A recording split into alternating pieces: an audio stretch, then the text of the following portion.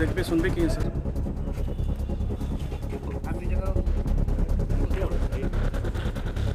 मेरे 2 वर्ष का वेतन भुगतान बाकी था 8,54,000। पहले 20% कमीशन मांगे, उसके बाद 15% हाथ जोड़ने पर गिनाने के बाद इन्होंने 1 लाख लेने का किया और 1 लाख मैंने आज इनको दिया, जिसमें रंगों हाथ इन्होंने पकड़े थे। सेवा पुस्तिका बनाने के लिए भी पैसा का डिमांड किए थे, उस समय कितना मांगे? 40,000 रुपया सर। उसके बाद भी कैसे कैसे उन्होंने बनाया। नमस्कार, आप लाइव सिटीज देख रहे हैं, मैं हूं जय शुक्ला। बिहार में अब एक और बड़ा एक्शन हुआ है और इस एक्शन में बिहार शिक्षा विभाग के बड़े अधिकारी को गिरफ्तार किया गया है, वो भी घूस लेते हुए। अब बिहार में भ्रष्टाचार की जड़ें कितनी गहरी हैं, इसका अंदाजा और इसका आकलन शायद आप नहीं कर पाएंगे, क्योंकि एक के बाद एक ताबड़तोड़ एक्शन के बाद जो खुलासे हो रहे हैं, जिस प्रकार बड़े बड़े घाव सामने आ रहे हैं, उसे देखने के बाद यह लगता है कि बिहार में भ्रष्टाचार अब अपनी जड़ें गहरी कर चुका है और काफी मजबूती से ऐसे भ्रष्टाचारी बिहार में बढ़ रहे हैं, पल रहे हैं। भोजपुर में यह एक्शन हुआ है और भोजपुर में प्रखंड शिक्षा पदाधिकारी के खिलाफ यह एक्शन हुआ है। प्रखंड शिक्षा पदाधिकारी को 1 लाख रुपए घूस लेते हुए रंगे हाथ निगरानी की टीम ने गिरफ्तार किया है। क्या कुछ जानकारी है, अधिकारी क्या बता रहे हैं और जिसने शिकायत की थी वो क्या कह रहे हैं, तमाम तस्वीरें भी देखिए और सबके बयान भी सुनिए। नाम संतोष कुमार पाठक है। मैं प्राथमिक विद्यालय बंसीपुर में कार्यरत था। मेरे 2 वर्ष का वेतन भुगतान बाकी था 8,54,000। बीओ साहब से बार बार मैंने रिक्वेस्ट किया, आवेदन दिया, सभी साक्ष्यों के साथ इनके यहाँ उपस्थित हुआ। इन्होंने कई बार हमें पहले 20% कमीशन मांगे, उसके बाद 15% हाथ जोड़ने पर गिनाने के बाद इन्होंने 1 लाख लेने का किया और 1 लाख मैंने आज इनको दिया, जिसमें रंगों हाथ इन्होंने पकड़े गए। ये बताइए कि सर कि आप 8,54,000 किस एवज में बाकी था? मेरा सर वेतन बकाया था, फिक्सेशन नहीं हो पाया मेरा, इसलिए कि सेवा पुस्तिका इन्होंने ऑफिस ले गुम कर दिए और उसके बाद सेवा पुस्तिका बनाने के लिए भी पैसा का डिमांड किए थे। उस समय कितना मांगे थे? 40,000 रुपया सर। उसके बाद भी कैसे कैसे उन्होंने बनाया। आप नियोजित शिक्षक थे? जी सर, अभी विशिष्ट शिक्षक हैं।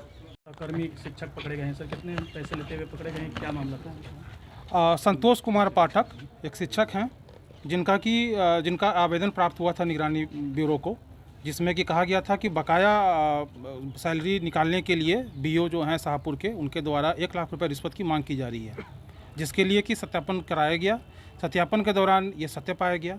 इसके आलोक में कल निगरानी थाना कांड संख्या 6725 दर्ज किया गया और एक धावा दल का आज निर्माण कर करके आज सुबह आज हम लोग यहाँ पर धावा दल के रूप में आए यहाँ पर।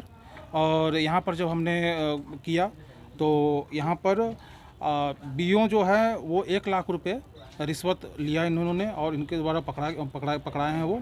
और साथ में इनके साथ ही मोहम्मद कादिर हैं, जो कि एक तरह से बिचौलिया का काम करते हैं, उनको भी यहाँ पर वो पकड़ा गया है। ये सर जो शिकायत करता थे वो किस विद्यालय में पोस्टेड थे? ये विद्यालय में पोस्टेड थे प्राथमिक विद्यालय बंसीपुर, प्रखंड शाहपुर, जिला भोजपुर में पोस्टेड थे। इस तरह का पैसा निकालने के लिए बात कही गई थी? ये बकाया इनका वेतन था, इनका 2 साल का एक पैसा बाकी था, जिनमें 8,54,000 रुपया पूरा बन रहा था इनका। तो ये 12% के हिसाब से ये 1 लाख रुपए का ये कुछ राउंड फिगर बना करके ये डिमांड कर रहे थे। पहले भी इनके खिलाफ कोई कंप्लेन आया था क्या? इस बारे में जानकारी नहीं है। तो जैसा कि आपने सुना है, भोजपुर में यह एक्शन हुआ है। शाहपुर प्रखंड के प्रखंड शिक्षा पदाधिकारी मोहम्मद गुलाम सरवर को 1 लाख रुपए घूस लेते रंगे हाथ गिरफ्तार किया गया है। कार्रवाई के दौरान बिचौलिए शिक्षक मोहम्मद कादिर हुसैन को भी दबोचा गया, जो शाहपुर के भीमपट्टी के एक प्राथमिक विद्यालय में कार्यरत है। अब कादिर हुसैन की गिरफ्तारी आरा सासाराम मुख्य मार्ग पर छोटकी सासाराम गांव के पास एक नाश्ते के दुकान से हुई। डीएसपी ने बताया है कि कार्रवाई शिकायतकर्ता शिक्षक संतोष कुमार पाठक की लिखित शिकायत पर की गई। पाठक का 2 साल का करीब 8,54,000 रुपए वेतन बकाया था। वेतन निकालने के नाम पर बीईओ ने पहले 20%, फिर 15% और आखिर में 12% कमीशन यानी कि 1 लाख रुपए की रिश्वत तय की थी। सत्यापन के बाद निगरानी थाना में मामला दर्ज हुआ और उसके बाद जब निगरानी ने एक्शन किया तो देखिए ये रंगे हाथों पकड़ा गया है। और जैसा कि हमने आपको कहा, बिहार में भ्रष्टाचार की जड़ें काफी गहरी होती जा रही हैं और बड़े बड़े अधिकारी सरकार के पैसों से तो इनका पेट नहीं पल रहा, आम जनता को और गरीबों को या फिर अपने अधीन काम करने वाले लोगों को लूट करके ये हवेली और महल खड़ा करते हैं। मतलब समझिए कि बिहार में करप्शन ही करप्शन है और इस बात को लेकर लगातार सियासत भी होती रही है। विपक्ष में नेता जो है तेजस्वी यादव लगातार इस बात का सवाल उठाते हैं कि बिहार में क्या घूसखोरी पहले से ज्यादा नहीं बढ़ी है। तमाम लोग हल्ला कर रहे हैं, 7 साल चुनावी है और ऐसे में इस प्रकार की तस्वीरों का आना कहीं ना कहीं शिक्षा व्यवस्था पर भी सवाल खड़े करता है और यह भी सवाल खड़े करता है कि शिक्षा विभाग में कैसे कैसे अधिकारी हैं।